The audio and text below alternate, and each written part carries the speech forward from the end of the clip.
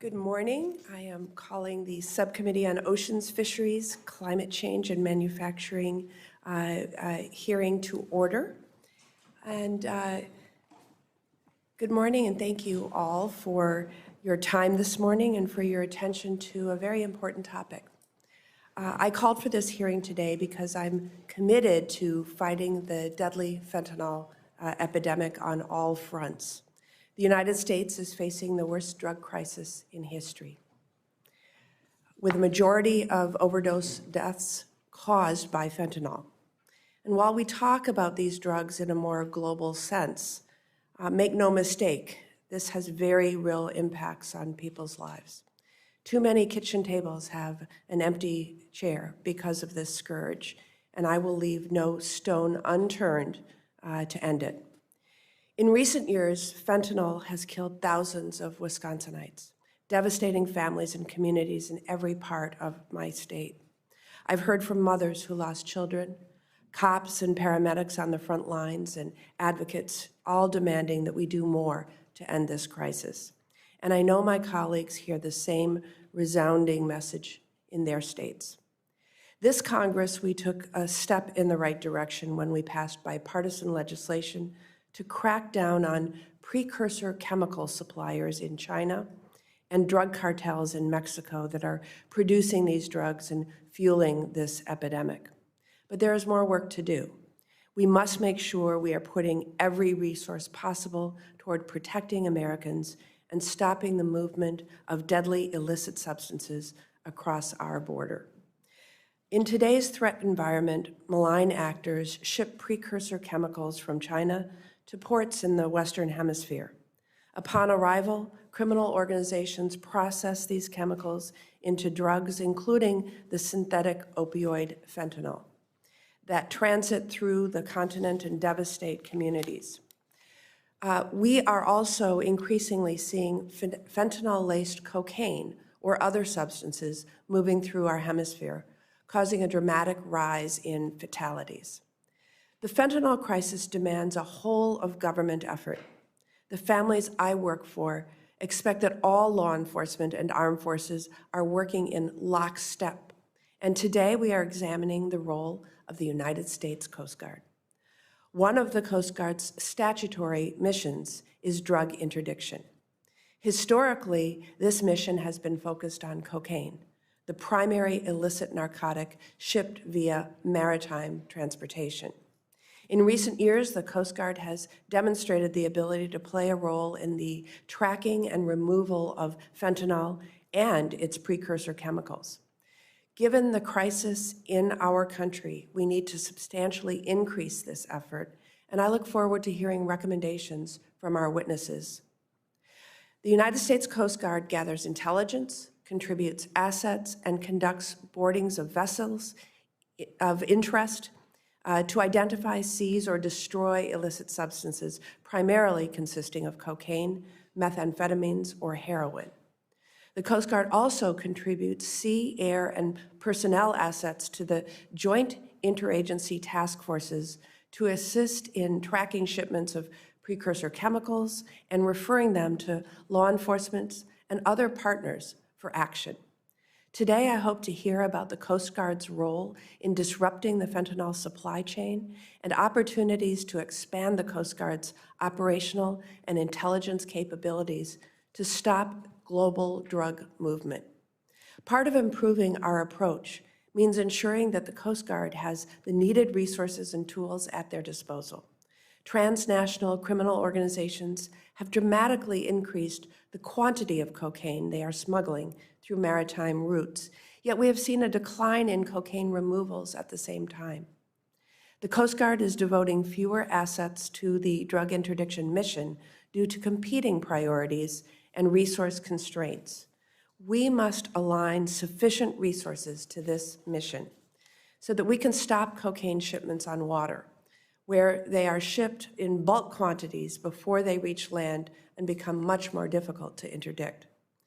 At the same time, the Coast Guard is experiencing acquisition delays, the most notable of which is the 4-year delay in the offshore patrol cutter procurement program. I am concerned that we are not seizing every opportunity we can to stop precursor chemicals while they are being shipped from China. And finally, I'm concerned about our most valuable asset, our people. As a part of my commitment to keeping Americans safe from illicit substances, I want to identify ways to protect our Coast Guard men and women and the maritime public from exposure to dangerous drugs or chemicals during the course of their regular Coast Guard duties. I am therefore including in this year's Coast Guard Authorization Act a provision that would require all Coast Guard teams to carry naloxone or other opioid antagonists. In addition, the Coast Guard is currently 10% short of its enlisted workforce and has missed recruiting goals from fiscal year 2019 to fiscal year 2023.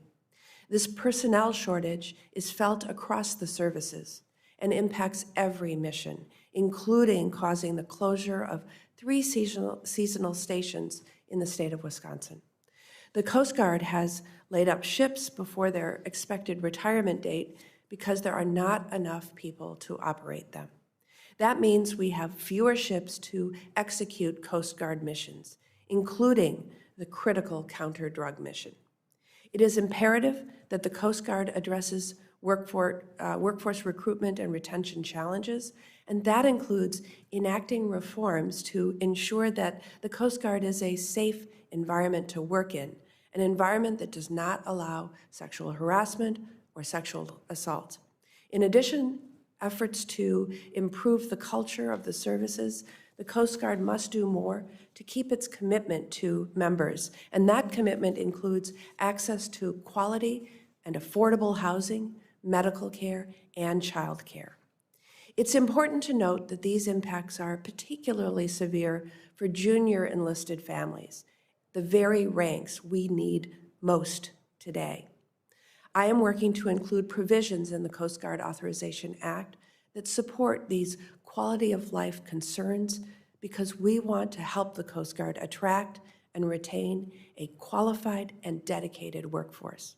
We owe the American public nothing short of the most exhaustive effort to stem the flow of deadly substances into our country. I am now going to call upon our witnesses today. Ranking Member Sullivan is on his way and will be recognized for his opening statement when he arrives. But we will hear from the witnesses and they will speak in order of rank: Admiral Lunday, Rear Admiral Burdian, Rear Admiral Little, and then Ms. Macleod. I thank you in advance for your opening statements and recognize Admiral Lunday. Good morning, Chair Baldwin, members of the committee. Chair, I request that my written testimony be entered into the record. Agreed. Thank you, Chair Baldwin. Thank you for inviting me to appear for you before today to discuss Coast Guard drug interdiction and enforcement operations. And thank you for your enduring and strong support for the Coast Guard and our men and women, these young sentinels who have dedicated themselves to serve our nation. They are the best from across our great United States, and I'm incredibly proud to serve with them. Today, our service is in greater demand than ever before by the American people. First, for the operations we conduct across the United States and in U.S. territories, protecting and defending our borders, and through counter-drug operations and other operations, and our marine transportation system that's made up of our ports and waterways that are so vital to U.S. economic prosperity and national security, and also for the Coast Guard's increasing global presence in Latin America, the Arctic, and the Indo-Pacific, and in other places where our authorities, capabilities, and our operations make us a trusted and reliable partner across the interagency and with our allies and other nations who share our values. The Coast Guard provides a unique and enduring value to the American people. Central to the Coast Guard's missions are our maritime drug interdiction and enforcement operations. Transnational criminal organizations are highly sophisticated and finance criminal cartels that operate across national boundaries, smuggling drugs into the United States. Cartels operating in Mexico receive the majority of cocaine sourced from Colombia and Ecuador and move it on transshipment routes through the Eastern Pacific Ocean and the Caribbean Sea for further transshipment to the United States. Cocaine and other plant-based narcotics remain a mainstay of these criminal cartels, but as you noted, Chair Baldwin, they are also engaged in the manufacture and smuggling of deadly fentanyl into the United States, principally across the land ports of entry. They also engage in human trafficking and weapons smuggling. This not only harms the United States, it also creates security challenges and destabilizes other nations in the region. And that fuels conditions that increase human insecurity and it spurs irregular migration that threaten our U.S. border. The Coast Guard conducts drug interdiction and enforcement at sea where the cartels are most vulnerable and where we have the advantage. We do this with at-sea presence of our major cutters, boats, and aircraft, and our specialized law enforcement teams. We don't do it alone. We work closely with the Department of Defense, represented here by Admiral Burdian and Admiral Little, with DHS partners like DHS Joint Task Force East, Customs and Border Protection, and Homeland Security Investigations, and along with the Departments of Justice, including DEA and the Department of State. We work with allies and partner nations, sharing threat intelligence information and conducting combined operations at sea in the Eastern Pacific and the Caribbean. Over the past decade, illicit trade in fentanyl and other synthetic drugs has surpassed cocaine as the most dangerous threat to the American people. And we remain focused on any movement of drugs that are coming toward the U.S. and stopping that movement. Although we haven't seen yet significant amounts of fentanyl smuggled in non-commercial means by sea, we remain vigilant for that to change. And because these same cartels that smuggle drugs by sea also smuggle fentanyl, Coast Guard drug interdiction operations are essential to disrupting their revenue stream and also fostering information that we can use in criminal investigations to target their activities on fentanyl production and smuggling. Our continued successful drug interdiction and enforcement operations also depend on the readiness of our people and our assets. That's both readiness to operate today and future readiness. Our Coast Guard women and men conduct these operations in a dangerous and unforgiving maritime environment against criminal smugglers who would do them harm. They place themselves at risk to stop illicit narcotics from reaching our streets and harming the American people. We owe it to our workforce to provide them the best leadership, training, and tools to enable them to get the mission done and safely return. I'm grateful for your continued support in this effort. Thank you for the opportunity to appear before you here today, and I look forward to your questions. Thank you, Admiral. Admiral Burdian. Good morning, Chair Baldwin. Thank you for the opportunity to appear before the subcommittee today. I'm truly honored to represent the women and men of Joint Interagency Task Force South. We're a component of U.S. Southern Command and support the combatant commanders' efforts to strengthen partnerships, counter threats, and build the team. According to the Perry Center, 40 of the 50 most violent cities in the world are in Latin America and the Caribbean. Much of that violence is fueled by narcotics smuggling. Transnational criminals disrupt governments and destroy communities and families throughout the Southcom AOR.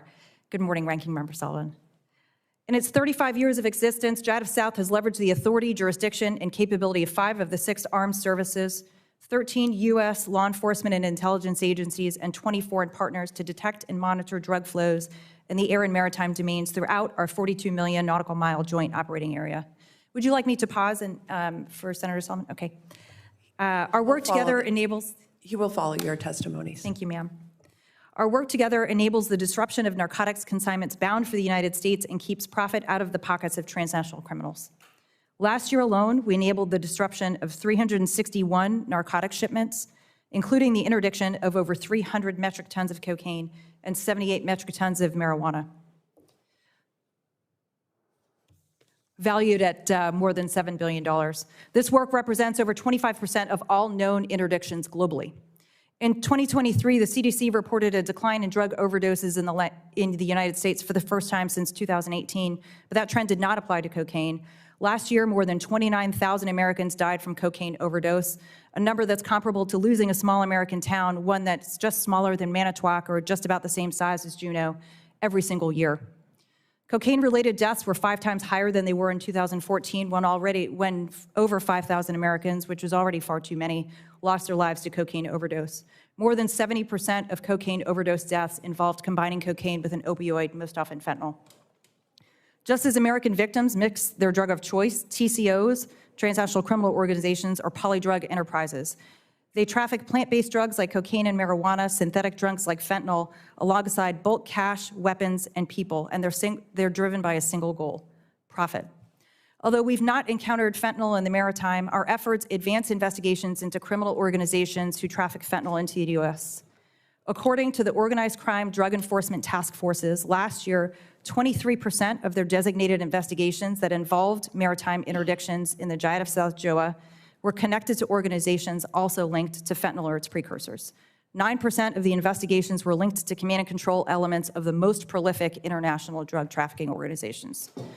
I just want to emphasize the work Giant of South does advances investigations into organizations who traffic fentanyl into the United States.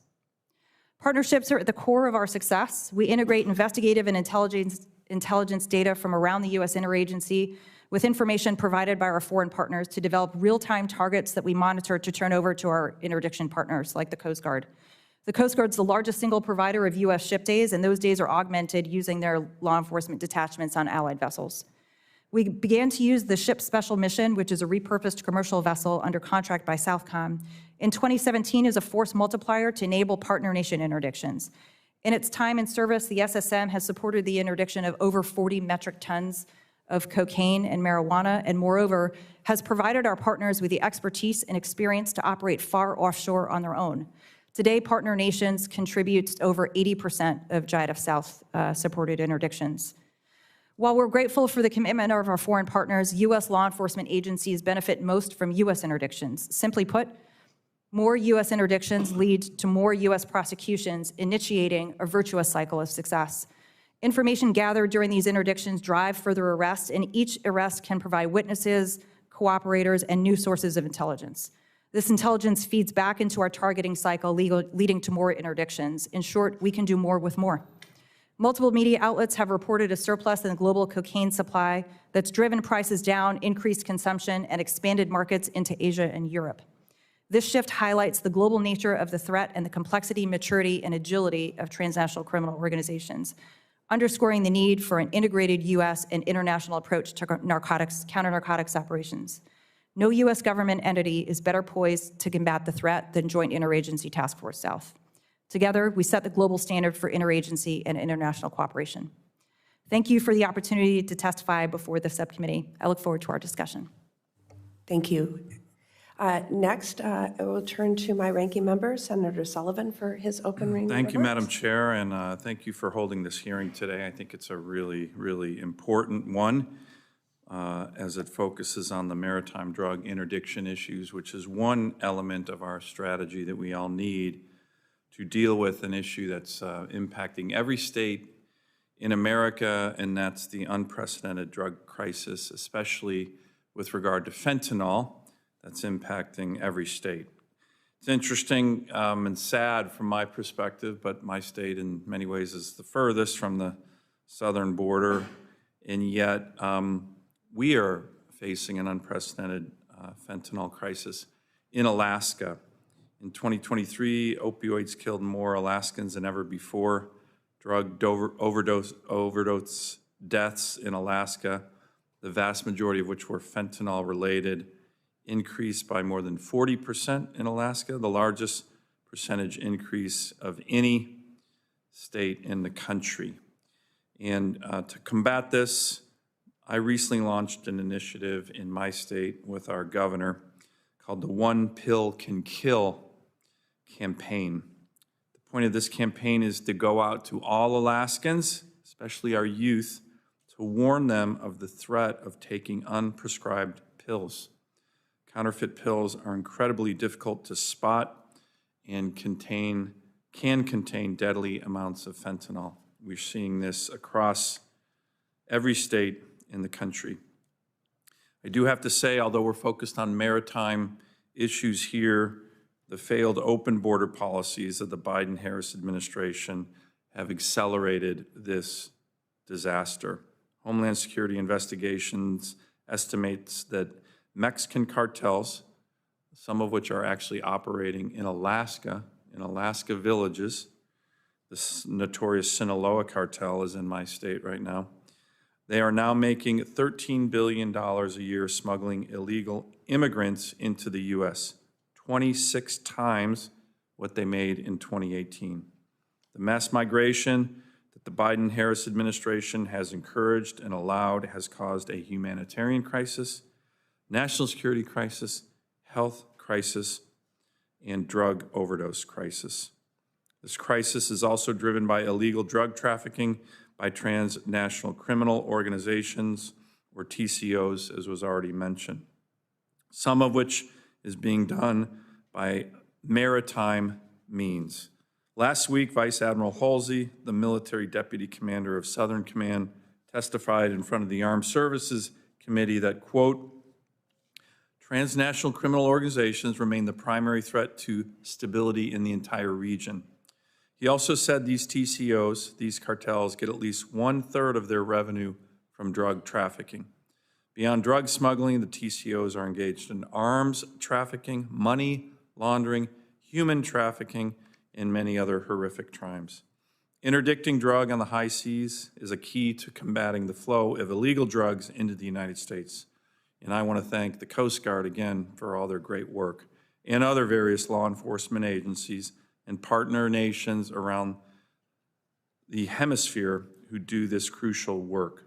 It's imperative. However, our challenges are evolving, and we must adapt accordingly. In the 2024 National Drug Threat Assessment, the DEA administrator highlighted the Mexican cartel's reliance on companies in China to supply the pill presses and precursor chemicals needed to manufacture fentanyl that they are using to poison Americans. I recently co-sponsored in the Senate with Senator Tim Scott the Fend Off Fentanyl Act, which was signed into law. This legislation will help stop the flow of deadly fentanyl by directing the Department of Treasury to use economic national security tools to choke off the profits of the Chinese precursor manufacturers and Mexican cartels that push fentanyl across the border. It will help, but until we secure the border, it will not be enough. Finally, Madam Chair, I want to mention one other thing. The Trump administration, the Biden-Harris administration have all announced agreements that they achieved with the communist dictator Xi Jinping that he would reduce the flow of precursor chemicals from China into the United States. As usual, the Chinese Communist Party doesn't keep its commitments to the United States, whether to the Trump administration or the Biden administration. This is what some of us call promise fatigue, where the Chinese consistently commit at the highest levels of government. Think about Xi Jinping and President Obama in the Rose Garden, where Xi Jinping said, we're not going to militarize the South China Sea. They lie. Great powers don't lie, but China does lie all the time, and particularly when it comes to fentanyl. The Congress of the United States, in a bipartisan way, is tired of hearing the Chinese making agreements with Republican administrations, Democratic administrations on fentanyl, and never keeping their word. The Chinese Communist Party is engaging in chemical warfare against the United States. We are tired of it.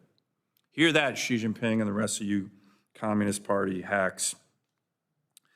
We need to hold their feet to the fire. Finally, I just want to mention the Coast Guard. Again, you have the biggest fans in the world in my state, the great state of Alaska, with regard to the Coast Guard.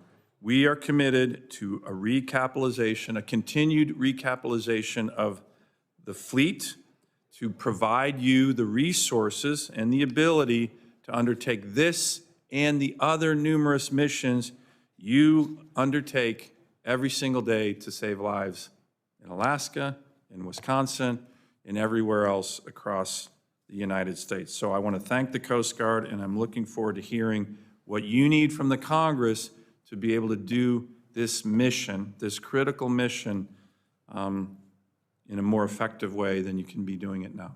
Thank you, Madam Chair. Thank you, Senator Sullivan. Next, we're going to hear from Admiral Little.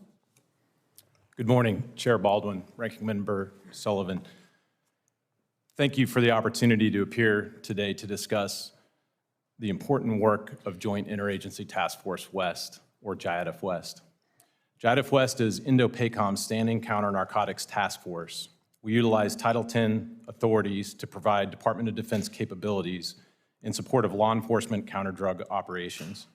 Comprised of members of the Joint Force, elements of the intelligence community, and U.S. law enforcement, we identify threat networks and share that information with partners to reduce the flow of narcotics in the Indo-Pacific. We specifically target networks associated with drug trafficking, including precursor chemicals used to produce illicit drugs such as methamphetamine and fentanyl. Our priorities are protecting the homeland, strengthening our network of partners, disrupting and degrading threat networks, and countering malign influences in the region. My highest operational priority is identifying and stemming the flow of precursor chemicals, and we've been successful in providing intelligence to support these efforts. Our work has led to the indictment and seizure of illicit drugs and large quantities of precursor chemicals. Additional efforts have supported sanctions against multiple Chinese entities, materially contributing to the production of synthetic opioids. To succeed in our mission, we rely on a network of key partners. Chief among those are the U.S. Coast Guard and JIADF South. We routinely share intelligence and information related to transnational threats that transcend geographic boundaries. As we speak, JIADF West is sharing regionally derived intelligence that is informing active cases in the JIADF South area of responsibility. And these will likely result in Coast Guard interdictions. We also partner with Coast Guard training teams to facilitate instructional courses for international partners who may not have the expertise or resources to effectively fight transnational organized crime. Thank you for the opportunity to share the important work my team at JIADF West does every day, and I look forward to your questions. Thank you, Admiral. And next, Ms. Macleod. Chair Baldwin, Ranking Member Sullivan, thank you for the opportunity to be here to discuss GAO's recent work on federal efforts to counter illicit drugs. Illicit drugs like cocaine and fentanyl and the criminal organizations that traffic them pose significant threats to national security. As you know, Coast Guard is the lead federal agency for maritime drug interdiction. However, it faces significant challenges in carrying out its mission effectively. My testimony today will focus on two main areas.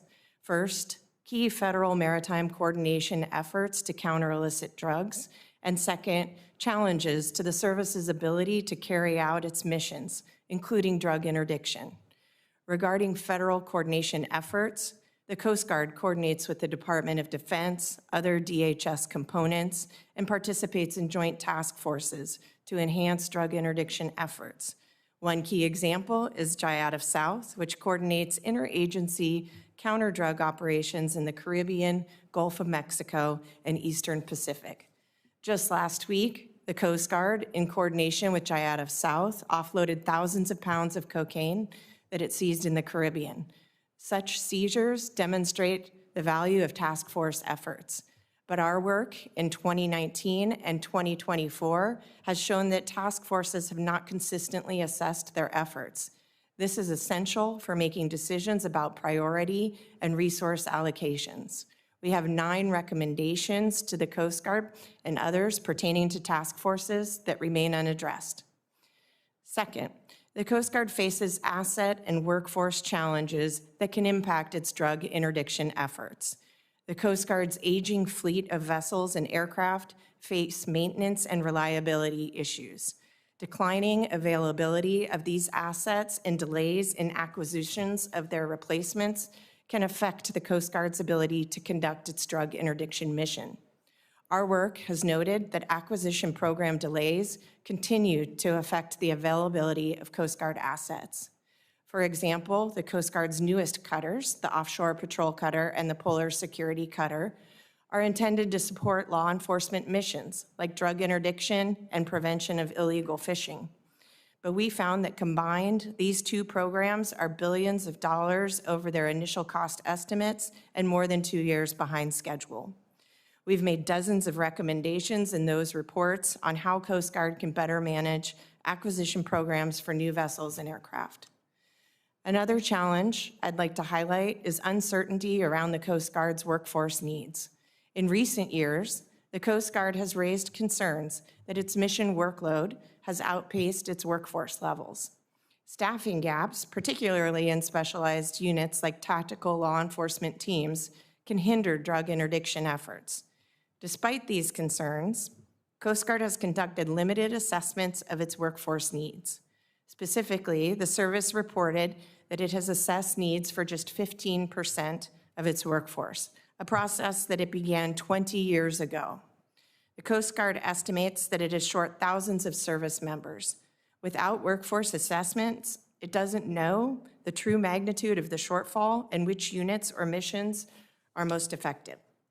One of our recommendations from our review is that Coast Guard update its workforce planning document with timeframes and milestones for completing these assessments. Finally, our work has identified challenges related to quality of life factors in healthcare and housing, among others, that may affect the Coast Guard's ability to retain personnel. For example, many Coast Guard stations are located near vacation destinations or in remote areas, which can make it difficult for service members to find available and affordable housing. Earlier this year, we found that the Coast Guard hasn't conducted a survey about members' housing challenges since 2012. We recommended that the Coast Guard do so, which would allow the service to better respond to members' housing needs. In conclusion, while the Coast Guard plays a vital role in maritime interdiction, it faces significant challenges carrying out this mission effectively. Continued coordination with partner agencies will be key as the Coast Guard faces declining asset availability and workforce shortages. Addressing our open recommendations in these areas will help ensure that the Coast Guard is effectively and efficiently using its limited resources to carry out these critical missions. Chair Baldwin, Ranking Member Sullivan, this completes my prepared statement. I'd be pleased to respond to any questions you may have. Thank you. Thank you all for your testimony and opening statements. Your full statements will be made a part of the record. I'm going to, before we start a round of questioning, I'm going to recognize Chair Cantwell for an opening statement. Should Madam Chair, I will put a statement in the record, and if we can go to questions, that would be great. Absolutely. Your statement, opening statement will be made a part of the record. I want to begin a round of questions. Each member will be given 5 minutes in this opening round. And I want to begin by acknowledging that our nation's effort to counter global drug trafficking requires a whole-of-government approach. While the Office of National Drug Control Policy provides overall direction to these efforts, each participating agency must also have clear goals, partnerships, and resource requirements. Ms. Macleod, can you please describe the Coast Guard's role in disrupting the flow of drugs and precursor chemicals within the National Drug Control Policy, and also what it would mean for the Coast Guard to have its own policy to prevent the smuggling of illicit synthetic drugs such as fentanyl?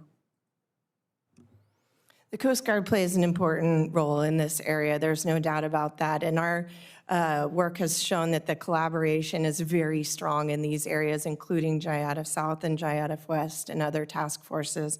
However, our work has shown that the Coast Guard has struggled with foresight and managing towards a future that is different from the past. And I think that would be something important to look at in such a strategy. Thank you. And Admiral Lunday, if this committee were to direct the Coast Guard to work with its partners and develop such a strategy, what activities would be prioritized, and how would you go about putting together that strategy?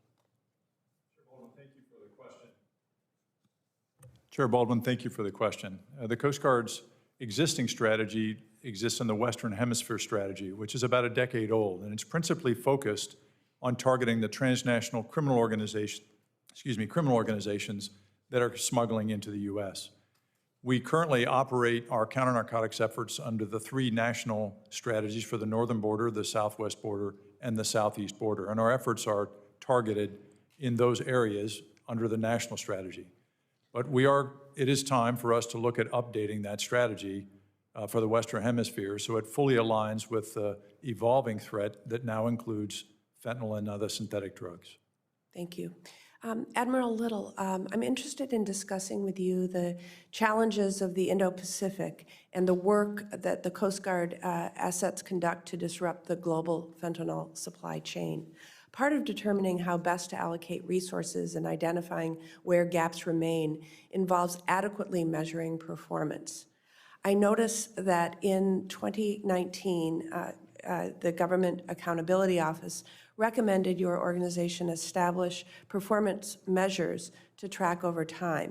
This recommendation was implemented, and now, Admiral Little, can you please discuss what these measures show and about the efforts to track the global movement of precursor chemicals to synthetic drugs and how to improve our approach?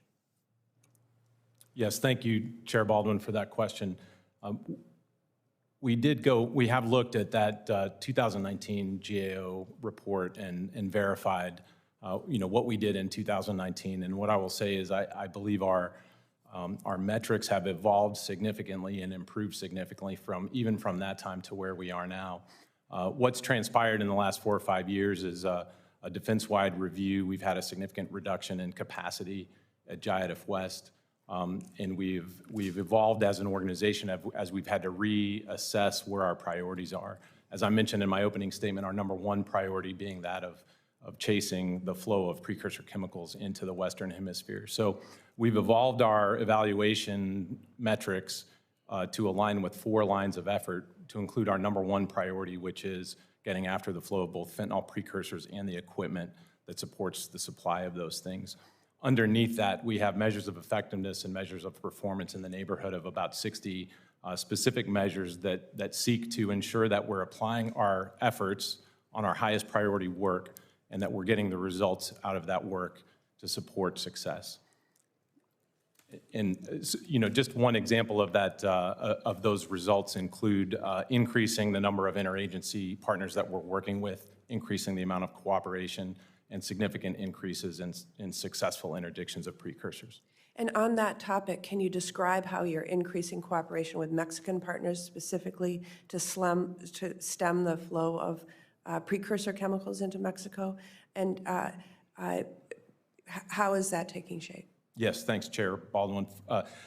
Mexico is a critical partner in stemming the flow of precursor chemicals, particularly in the maritime environment. And as Ranking Member Sullivan mentioned in his opening remarks, the type of flow and the way those chemicals move in bulk into the ports and then into inland Mexico for further production into fentanyl, methamphetamines, or other synthetic opioids. Our role in that is to provide visibility and transparency to U.S. and international law enforcement to understand where are the chemicals, where are they coming from, and where are they headed. When we identify those at risk for diversion, we work very closely with U.S. law enforcement in Mexico City to get that information to CIMAR, the Mexican Navy who controls the ports, so that they can detain those chemicals and conduct further investigations prior to diversion for illicit use. Thank you. Senator Sullivan. Thank you, Madam Chair. Let me follow on that, Admiral Little. Do you have concerns about corrupt Mexican officials in terms of who we're dealing with? Is that part of our problem, that we can't trust our partners? Our role is directly with U.S. law enforcement, so most of the information that we share will be specific to a load, and then those relationships take place between those partners and the embassy. From our observations, we've had good success with vetted crews and members of CIMAR and other Mexican organizations that we have high trust in. Okay.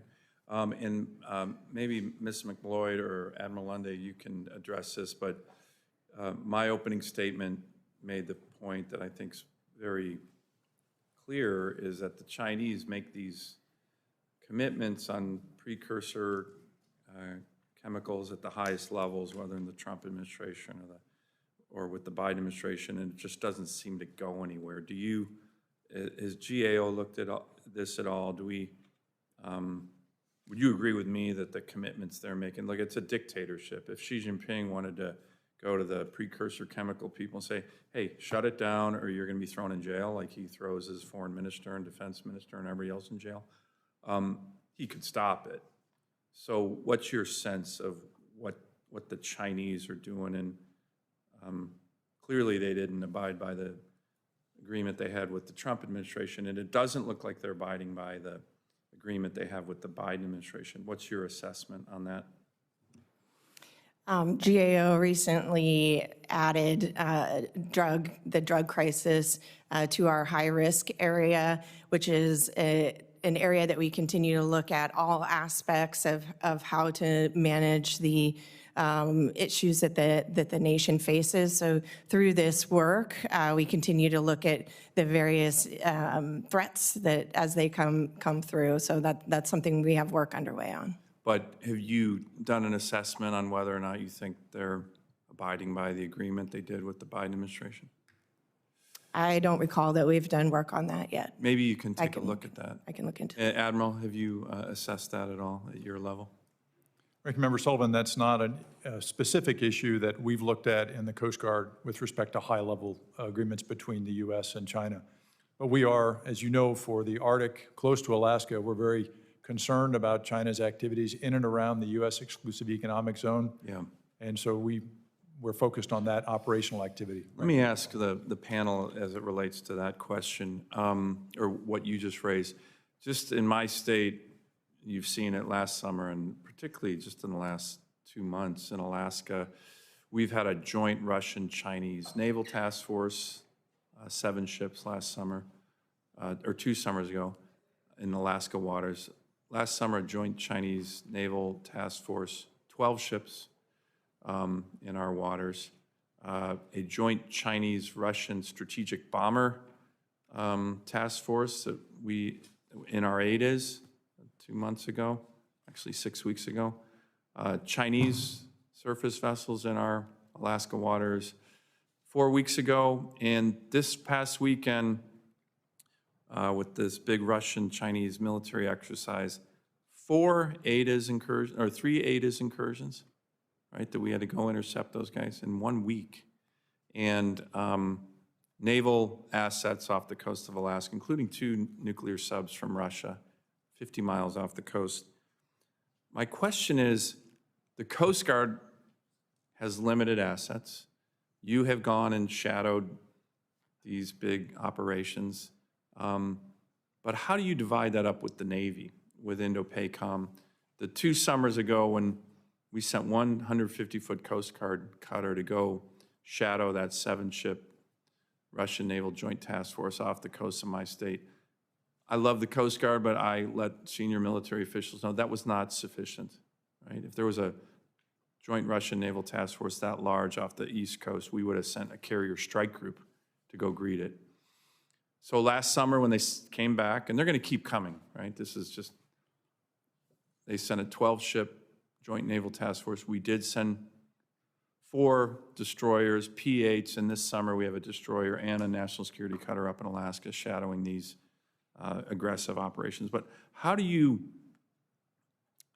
divvy up the Coast Guard DoD assets up in Alaska, where there is so much activity going on with great power competition? And the one thing we do know is if we don't show up with our own force and our own weapon capability, they're going to keep doing this. Would you agree with me on that, Admiral? Yes, Ranking Member Sullivan, thank you. And then how do we divvy up those assets between the Coast Guard and DoD in what's becoming a really, really competitive sphere of competition in the waters and air and subsea off the coast of Alaska? Ranking Member Sullivan, you mentioned the Coast Guard cutter Stratton's meeting presence with presence this last weekend for the 3 Russian ships. One was a submarine. Now, the Coast Guard is unafraid out there, but we're not alone. All of our activities are fully coordinated with U.S. Northern Command, Indo-Pacific Command, and Alaska Command. And so how we decide to meet presence with presence is fully coordinated, even when the Coast Guard's operating under our own organic Coast Guard authorities. And so we remain in full coordination with them. We also coordinate with our Canadian allies on overflights of Chinese research vessels that may be operating in that area as well. And so this is a sustained operation that we have in place to make sure we meet presence with presence and demonstrate the importance of U.S. sovereignty, not only in our waters, but ensuring that these Russian Navy vessels and the PLA Navy vessels, the Chinese warships, that they are operating consistent with customary international law and that they know the U.S. is watching. Do we need more assets up there, Coast Guard or Navy? Thank you for the question, Ranking Member Sullivan. We do. As you know, we are working hard to sustain the existing assets we have, while we also look to modernize the Coast Guard fleet by recapitalizing them. Not only our national security cutters, but the new offshore patrol cutter and ensuring its presence. We have 2 of the new offshore patrol cutters, once they're built, which will be scheduled to be home ported in Kodiak, and then also along the West Coast and other areas, where they'll be able to provide that increased presence. Thank you. Thank you. And next I recognize Chair Cantwell. Thank you, Madam Chair, and I want to follow along Senator Sullivan's. I would have gotten to the same subject, but since you've gone here, let's go here first. And I'm not sure there's much daylight between Senator Sullivan and I on this issue. When I think about all the attention we give to the South China Sea, how about a little bit of attention in the Arctic? So we are having incursions, correct, by the Russians. Let's just get that, We have seen the Russians cross into our exclusive economic zone. Yes, Chair Cantwell. okay. So we know it's happening. And I'm extremely concerned about the fact that President Putin has announced that Russia will allow fishermen to fish in these international waters, which is a direct threat to our seafood sector. And the fact that the Coast Guard is the front line. And so I think we need to know from the Coast Guard what resources you think that we need to have. Now, just to throw in the original focus of drug interdiction, when I look at it over the past decade, the flow of cocaine through the maritime environment has doubled, while the Coast Guard removals have remained flat. And so now that cocaine is being cut with the deadly fentanyl, if the Coast Guard had more ships at its disposal, what could you do to boost those interdiction rates? Now I'm talking all over. And what else do we need to do to increase those interdiction rates? And look, I believe the Coast Guard does many things. You have 5 missions, and we put a lot on you. But I think we're asking, let us go and argue for a more focused approach in the Arctic and a more focused interdiction approach. But you have to tell us what resources you need and what you think that we could do in stopping chemical shipments or stopping traffickers before they get a chance to turn this into deadly narcotics. So I was actually going to ask you, Rear Admiral, but anybody who wants to answer that question. Thank you, Chair Cantwell, and I'll start. Thank you for the question. So we've received great support from the Congress and the administration to make key investments in sustaining our current readiness and modernizing our assets. But as the Commandant's been clear publicly and in testimony, we will need more going into the future.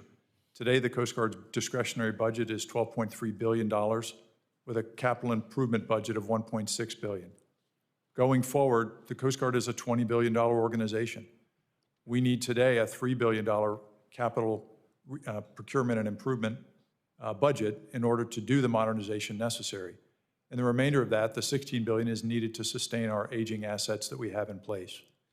But that will enable us to deliver new assets, cutters, boats, aircraft, and other systems, along with the people, which are our most precious resource, to be able to provide the presence needed to do those missions. Well, I definitely could ask lots of questions about Cape D and assets and, their future and missions. But in this regard, does the Coast Guard have a draft out of that $3 billion that would be necessary for a larger Arctic presence for both the incursions that are happening by the Russians, the threats of the Chinese pretending to be an Arctic nation when they're not an Arctic nation, and to help in the interdiction? Do you have a proposal within that $3 billion? Chair Cantwell, we do have, in addition to the FY25 President's budget request, we also have an unfunded priority list that identifies items for increased purchase of spare parts for our aging cutter fleet, also parts for our aviation fleet, both fixed wing and helicopters, as well as increased funding for the recapitalization of assets to be able to accelerate the work that we need to do. could we get a plan from the Coast Guard on what would increase your interdiction capacity to try to address the fact that we've seen this huge increase in supply and not as much interdiction? So we want to help you get the assets. And then separately, I'd like to see a number that is, what would a larger, well, I don't know what Senator Sullivan would call it, you know, the Russians are going to continue to provoke, but what we want to do is to have, as you described it, a presence there, and to be serious about, you know, I mean, we have fishermen up there that the fleet, Russian fleet, are coming up next to fishing vessels.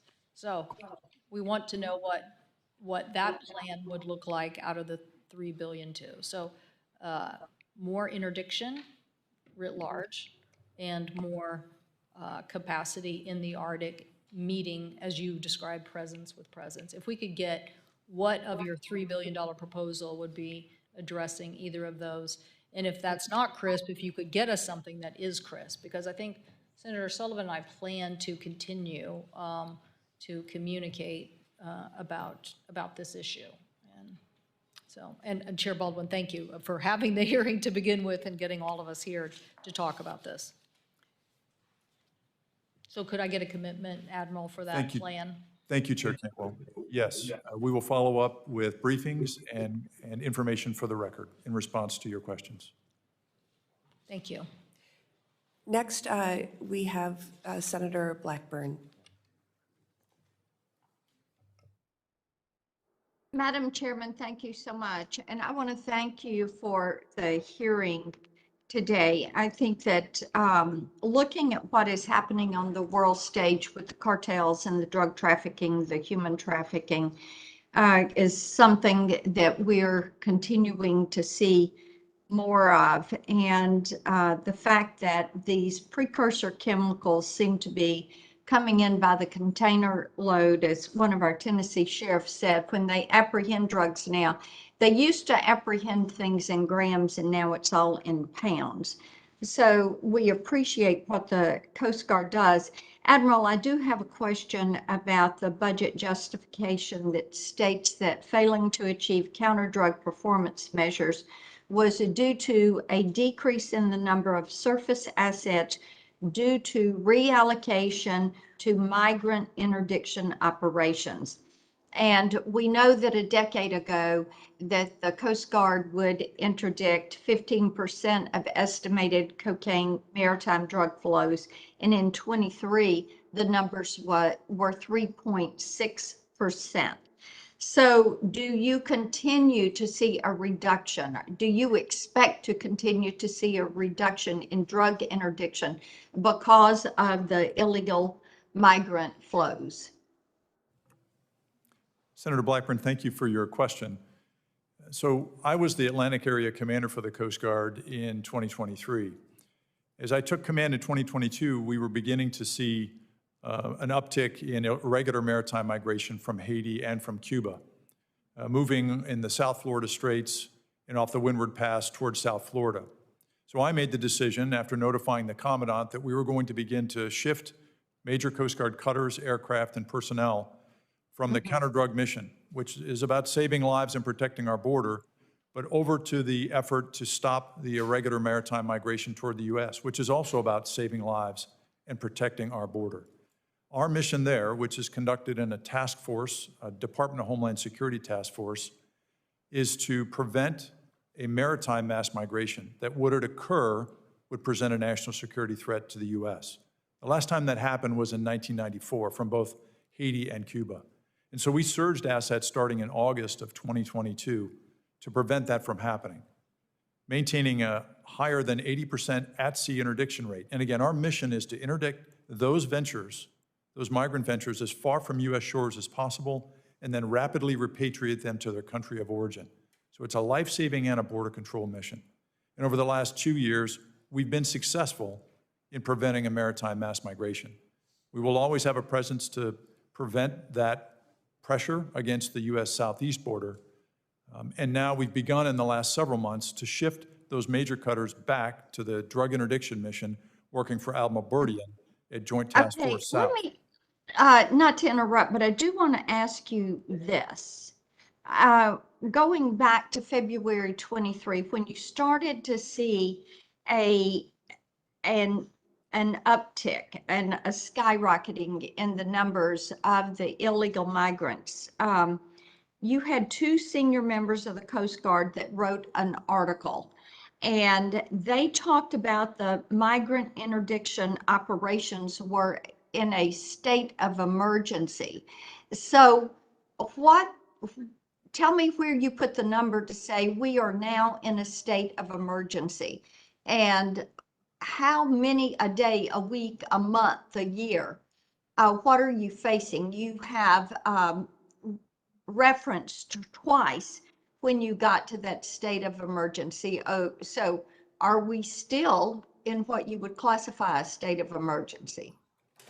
Thank you for the question, Senator Blackburn. So under our plan, which is a Homeland Security plan that we lead, we entered a surge phase for prevention of a mass migration. So it's not, emergency was not a term we were using at the time, but we were seeing a historic surge in irregular maritime migration. And so we took an urgent approach to address that. Okay, let me ask you this, because with some of the migrants, these illegal aliens that come to the southern border, or you are interdicting them at sea, we know that there are gang members, Tren de Agua, TDA, the Venezuelan gang. You also have MS-13. These are dangerous people. So what are you doing to protect our men and women in uniform so that they are going to be safe as they are handling these instances? Thank you, Senator. So first, we make sure that our people, our Coast Guard men and women that are conducting this mission and encountering migrants at sea are well-trained and that they have the equipment they need to be able to process and then repatriate those migrants safely, and then continue to treat each person we encounter with dignity and respect until we know their background. And we do collect biometrics. That's an expansion of the capability that we had. We started that in 2023. So we better understand who we are encountering at sea. Okay, thank you. Thank you, Madam Chairman. Thank you. Next, we have Senator Budd. I thank the chair and I thank the panel for being here. Admiral Lunday, I'd like to ask you for a status update. As you know, there's an ongoing environmental emergency in Buxton Beach, North Carolina, which is part of the Cape Hatteras National Seashore. And before 2013, the Navy and Coast Guard, they stored fuel at the beach. And it used to be buried, but now oil's washing onto the beach and leaking into the ocean. Folks in the area are rightly concerned and frustrated because it's gone on for more than a year.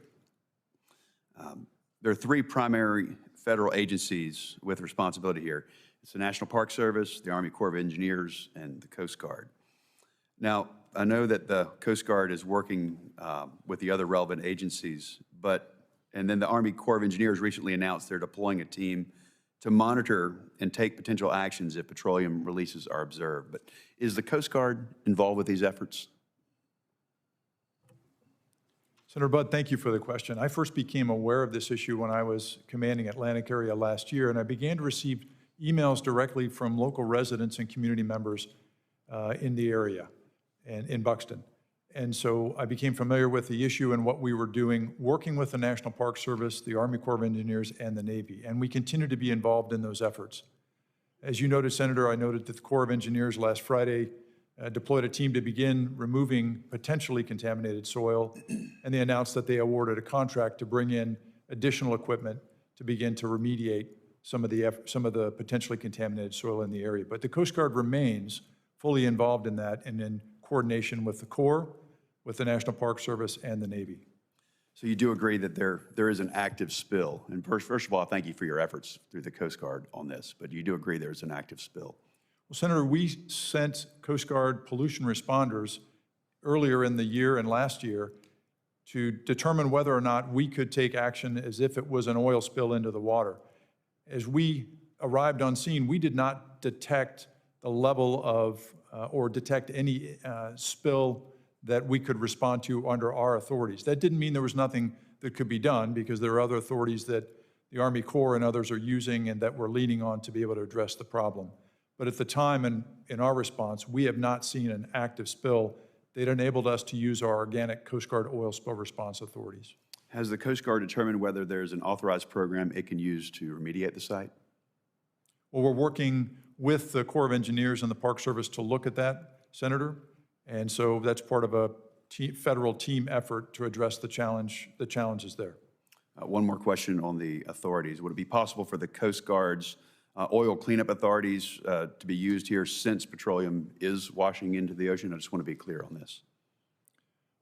Senator, although we haven't seen oil washing into the ocean specifically, but if we do detect that, our oil spill response authorities could be used. So we are continually in communication with not only the federal partners, but with the local community. And if there is oil going into the water, we will respond under that oil spill response authority. Yes, sir. Again, I know there's multiple agencies involved here. How long, in your best estimation, would it be before those that are concerned, all of us in North Carolina concerned about this, how long do you think it can be before we expect that these are all cleaned up? Senator, I would like to get back to you with a briefing along with the Corps of Engineers so we can fully answer that question and provide that for the record, sir. Thank you. I would ask the Coast Guard to keep working, as you are, with every other involved party to end this environmental emergency now. And this needs to be cleaned up without further delay. And again, I want to thank you for your efforts through the Coast Guard. I want to ask you a question related to what Senator Blackburn was talking about with drug trafficking. And this is regarding trafficking in the Middle East, including drugs trafficked on the fishing dhows. It has been, they've been used to finance Iran's malign activities. If the Coast Guard is, if your assets are operating in the CENTCOM AOR and you discover illegal narcotics aboard a vessel, what happens to those narcotics and to the crew that is attempting to traffic those illegal narcotics? Thank you for the question, Senator Budd. Our forces over there, and we have almost 400 Coast Guard men and women and 6 Coast Guard cutters permanently stationed there. They operate under the command and control of U.S. Central Command and then 5th Fleet Naval Central Forces under the command of Admiral Wyckoff. So they're performing a Department of Defense mission. Now, I don't represent the Department of Defense today, Senator, but in my experience as a force provider to them, our crews typically, when they encounter a dhow, one of these vessels that is smuggling drugs, we will destroy the drugs at sea, gather information about the master and the crew of the vessel, and then we'll disembark the vessel. Thank you, Admiral. This is a yes or no question. Is it fair to say that these would-be drug traffickers face no other punishment other than having their drugs seized? In my experience in that scenario, that's correct, Senator. Thank you. Thank you. I am going to start a second round of questioning and go a little bit out of order to allow Senator Sullivan to go first because he has another appointment. Thank you, Madam Chair, and I just have one final question. It's an important one. So as Senator Cantwell mentioned, the Russians have announced that they're going to stop even abiding by EEZ rules when they're fishing, and they're going to go into other people's EEZs. This is in line with other dictatorships like the Chinese with their IUU fishing. Senator Whitehouse and I have been working on a bipartisan bill dealing with IUU fishing that would target China, primarily with more naval and Coast Guard assets. My question, Admiral, maybe you can take it, or anyone else from Giatis West or South, because it's IUU is a giant issue all over the world, particularly with these Chinese gray fleets, is that in addressing the IUU fishing problem in our fish bill, that's the name of our bill, to address IUU fishing, which the Coast Guard helped us write, provides assets, but tying that problem back to the topic of today's hearing, is there overlap in terms of assets and efforts and resources that can be used in the counter-drug mission that can also be used in combating IUU fishing, particularly as it relates to Chinese use of precursors on the drug issue, and the Chinese fleets being the biggest violators of IUU fishing in the world. Admiral, maybe take a crack at that, and then anyone else. Thank you, Ranking Member Sullivan. It's an important question, and I thank you for your support to strengthen the Coast Guard's tools and the federal government's tools to address the problem of IUU fishing, a global problem, but one that actually impacts our seafood industry as well. And so I thank you for the additional tools. In terms of a cross-connect between what we may be seeing in IUU fishing and drug interdiction or the drug problem, we're looking closely at that. We see these distant water fishing fleets travel around the world, stay persistently at sea, and engage in IUU fishing, and that destabilizes maritime nations that are trying but may not have the capability to protect their own waters. And that could be a connection to challenges to movement of drugs and other malign activities. So it's an area we're focused on. Great. Well, we want to continue to work with you on that because they're both really important topics. And again, Madam Chair, thank you for holding this hearing, and I appreciate you letting me cut in line. No problem. I want to go back to drill down a little deeper on some of the asset and resourcing issues. So as we've heard discussed already, more cocaine is entering the country now compared to 5 to 10 years ago.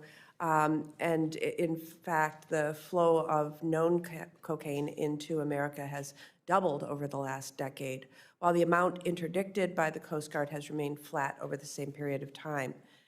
The Coast Guard has not met its mission performance target for cocaine interdiction once in the past 10 years. So I want to start with you, Admiral Burdian. Cocaine is primarily trafficked in your areas of operation. And it's now, as we know, frequently being cut with fentanyl, leading to tragic losses across America. I'm concerned that we're not resourcing the Coast Guard sufficiently to address that threat. And so just how much additional cocaine could be stopped from reaching this country if your organization received additional Coast Guard sea and air assets as well as personnel? And is there a specific Coast Guard asset whose shortage most affects your mission? Thank you for the question, Chair Baldwin. I'm proud to say that today we do have 6 Coast Guard cutters operating under the tactical control of GIADF, operating between the Eastern Pacific and in the Caribbean, as well as a law enforcement detachment on board an allied vessel. So we have seen a restoration of those forces in support of GIADF South's detection and monitoring mission. While I couldn't speak to how much more is enough, there really is no replacement for U.S. Coast Guard law enforcement capabilities and authorities in the GIADF South JOA. When the Coast Guard conducts an interdiction, we not only remove those narcotics from the water, but the pocket litter, the electronics, that intelligence is exploited by those crews, and the individuals who are involved in the smuggling effort are brought back to the United States, to the Department of Justice for prosecution. And that work really contributes to the broader U.S. efforts to dismantle the transnational criminal organizations who are conducting the trafficking. I would like to mention also, we have 6 partner nations contributing their forces in the Eastern Pacific, and another 6 partner nations and an allied partner operating in the Caribbean. And they're doing extraordinary work. I mentioned they contribute to 80% of the 307 metric tons that were interdicted, supported by GIADF South last year. And they are providing some information. They give us biometrics. They exploit the pocket litter, and that goes into U.S. databases for our use. But more Coast Guard cutters are vital to the effort. And the best Coast Guard cutters, the national security cutters, we've got 2 of them in the JOA right now, are exceptional assets. Their ability to deploy law enforcement teams, utilize airborne use of force, the stability, the seakeeping of those assets is simply irreplaceable. The medium endurance cutters who do come down to the joint operating area, they do tremendous work. Those crews are working so hard, and I value all of them, but it's difficult. They're operating aging assets that break frequently, and their embarked airborne capability is then not usable. We lose ship days to the need to conduct emergency maintenance and repair on those assets. The fast response cutters, when we do get them down in the joint operating area, those are the newer 154-foot patrol boats, are also extraordinary. I think the data would tell you they're about 40% more effective than the medium endurance cutters. However, part of the package that's necessary to interdict these fast-moving assets is that airborne use of force capability from the Coast Guard Helicopter Interdiction Squadron. So best for us is a functioning, trained crew who comes in with an airborne use of force helicopter, a surface use of force capability that can deliver that law enforcement with those highly trained boarding teams. Thank you. And Admiral Lunday, can you describe for the committee how the Coast Guard balances risks and competing priorities when allocating assets between the counter-drug mission and other missions? And you were just describing a little bit about the need to do some of that pivoting with regard to Haiti and Cuba, and when you described the surge in maritime migration and the mission to prevent that. Thank you, Chair Baldwin. The top mission for the Coast Guard is, that is our North Star, is search and rescue and then ensuring the operation and defense of our marine transportation that is so vital to our economic prosperity and national security. And so we have not taken any reduction in the level of commitment to forces and operations to ensure we perform those missions. As you know, we have a 10% shortage in our enlisted workforce, the backbone of our force. And so because of that, we've had to take actions to lay up 3 of our 210-foot cutters and 7 patrol boats because we didn't have enough Coast Guard men and women to crew them. Now, we're making progress on recruiting, and I can talk about that, but the cutters we've laid up would have otherwise been operating and conducting drug interdiction operations or other high-priority operations that we've been discussing. And Ms. Macleod, from your vantage point as a subject matter expert, can you provide an assessment of what new technology or updates to existing platforms would yield significant improvements in the Coast Guard's drug interdiction mission? Yes, thank you. Technology is critical for Coast Guard operations. However, the Coast Guard has a long history of problems managing these resources. Our work has highlighted many areas. We currently have more than 50 open recommendations to the Coast Guard to help them manage resources. These include workforce planning, delayed acquisitions, and shore infrastructure resources, all of which are key to carrying out their missions, including drug interdiction. Thank you. I look forward to receiving progress reports on the Coast Guard's workforce assessments and the Government Accountability Office's recommendations, and I look forward to working with all of you to train and equip the people who defend our shores. With that, the hearing record will remain open for 2 weeks. During that time, senators may submit questions for the record. Upon receipt, witnesses are requested to submit their written answers to the committee as soon as possible, but by no later than Thursday, October 3rd. I thank the witnesses for appearing today, and this hearing is now adjourned.